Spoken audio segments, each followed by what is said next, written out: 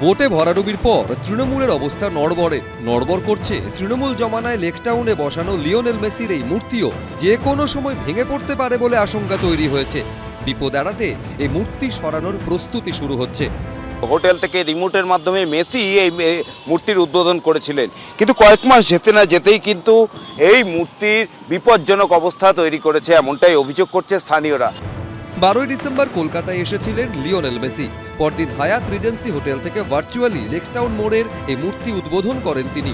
উদ্বোধনের সময় মেসির পাশেই হাসি মুখে দাঁড়িয়ে থাকতে দেখা গেছিল মূর্তি তৈরির অন্যতম উদ্যোক্তা তৎকালীন দমকল মন্ত্রী সুজিত বসুকে।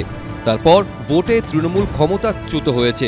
দুর্নীতি মামলায় সুজিত বসু গ্রেফতার হয়েছেন, আর তাঁর এলাকায় 44 ফুট উঁচু এই মূর্তি ঘিরে তৈরি হয়েছে উদ্বেগ। স্থানীয়দের অভিযোগ, হাওয়া দিলেই দুলছে বিশাল এই মূর্তি।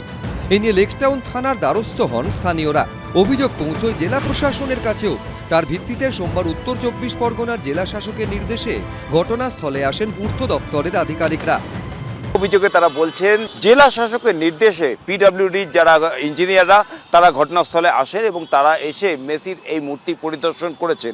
পিডব্লিউডির যারা ইঞ্জিনিয়ার তারা এসে মেসির এই মূর্তিটি পরিদর্শন করেছেন। ডিসিশন নেওয়া হয়নি, দেখলাম এখনো পর্যন্ত কিছু ডিসিশন নেওয়া হয়নি। বিপজ্জনক অবস্থায় রয়েছে, সবাই তো বলছে ভেঙে পড়তে পারে, হাওয়াতে দুলছে। সূত্রের খবর, পিডব্লিউডির এনওসি ছাড়াই বসানো হয়েছিল এই মূর্তিটি অবৈজ্ঞানিকভাবে তৈরি বলেও জানা গেছে। যে কোনো মুহূর্তে মূর্তি ভেঙে পড়ে অঘটন ঘটার আশঙ্কা রয়েছে। এই পরিস্থিতিতে মূর্তি সরানোর উদ্যোগ নিয়েছে জেলা প্রশাসন। হাইটটা মেইন ফ্যাক্টর হয়ে গেছে, এতখানি হাইট হয়ে যাওয়াতে হাওয়াটা বডিতে লাগছে, যার ফলে এটা দুলছে। সেটা নিয়ে আলোচনা হবে কালকে সকালবেলা 11:30 সময় করে একটা ওয়ে আউট বার করতে হবে। সূত্রের খবর, মূর্তিটিকে অক্ষত অবস্থায় নামানোর নির্দেশ দেওয়া হয়েছে। যুব ভারতী ক্রীড়াঙ্গনের সামনে থেকে মূর্তি সদ্য ভাঙা হয়েছে। সূত্রের খবর, মেসির মূর্তি সরিয়ে তা কোথায় রাখা হবে এখনও সেই নিয়ে সিদ্ধান্ত হয়নি। ব্রতদীপ ভট্টাচার্য, জয়ন্ত পাল, এবিপি আনন্দ, কলকাতা।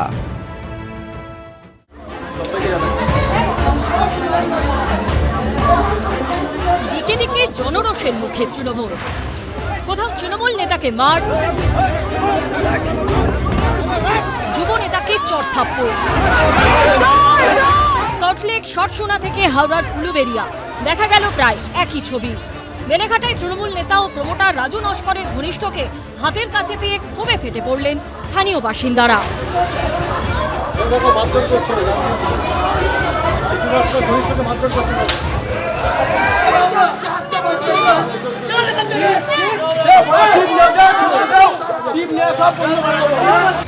দুদিন ধরে বেলেঘাটার প্রমোটার রাজু নস্করের তৈরি বেআইনি বহুতলগুলি ভাঙা হচ্ছে বুলডোজার দিয়ে। আর যারা লক্ষ লক্ষ টাকা দিয়ে তৃণমূল নেতার বানানো ফ্ল্যাট কিনেছেন, মাথার উপরে ছাদ হারিয়ে তাদের এখন দিশাহারা অবস্থা। লক্ষ লক্ষ টাকা দিয়ে ফ্ল্যাট কিনেও মেলেনি আইনি নথি, হয়নি রেজিস্ট্রি ও মিউটেশন। হাতের কাছে প্রমোটার ঘনিষ্ঠকে পেয়ে তাই এভাবেই বেরিয়ে এলো রাজু নস্করের অফিসের সামনে এই মুহূর্তে প্রচুর মানুষ যারা বিক্ষোভ দেখাচ্ছেন। আমরা যারা স্থানীয়দের সঙ্গে কথা বলছিলাম তারা অনেকেই বলছেন যে গতকাল তারা কিনা কলকাতা পুরসভার তরফ থেকে তারা যে বিল্ডিংয়ে থাকেন সেই বিল্ডিংয়ের নোটিশ পেয়েছেন এবং নোটিশ পাওয়ার পর সেই সমস্ত নোটিশ দেখে তারা কিছুটা হতাশ। এটা হচ্ছে রাজু নস্করের কাজ করে, লোককে মারধর করা থেকে শুরু করে সবকিছু এরা করে। দিনের পর জমি নিয়েছে, প্রত্যেকের জমি, আমাদের জমিও রাজু নস্কর। পুলিশের কাছে জাননি কেন? পুলিশে কোথায় যাবো, ওই তো পুলিশ।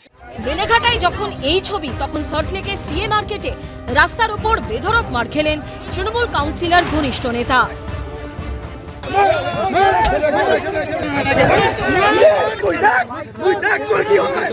ব্যবসায়ীদের একাংশের অভিযোগ, দিনের পর দিন তোলাবাজির নামে লক্ষ লক্ষ টাকা হাতিয়েছেন চন্দন ভট্টাচার্য নামে ওই তৃণমূল নেতা। দক্ষিণ 24 পরগনার শটসোনায় জনরোষের মুখে পড়লেন স্থানীয় যুব তৃণমূল নেতা। উঠল চোর স্লোগান।